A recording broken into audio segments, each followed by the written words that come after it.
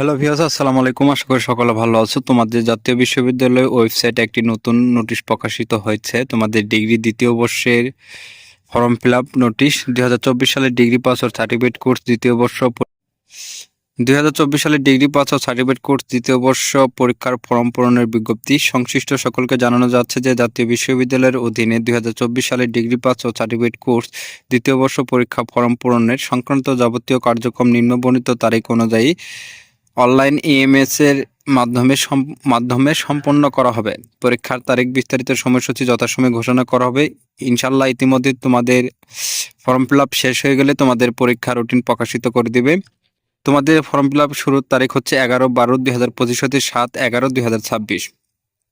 তোমরা অতি তাড়াতাড়ি এখনো যারা ফর্ম ফিল আপ করোনি, ইনশাল্লাহ আগামীকাল থেকে তোমাদের ফর্ম ফিল আপ শুরু হবে। অতি তাড়াতাড়ি তোমরা ফর্ম ফিল আপ করে নেবা। আর অবশ্যই আমাদের চ্যানেলটি সাবস্ক্রাইব করে রাখবা, কারণ তোমাদের প্রত্যেকটা বিষয়ে শর্ট সাজেশন আমাদের এই ইউটিউব চ্যানেলে ভিডিও আপলোড করা হবে।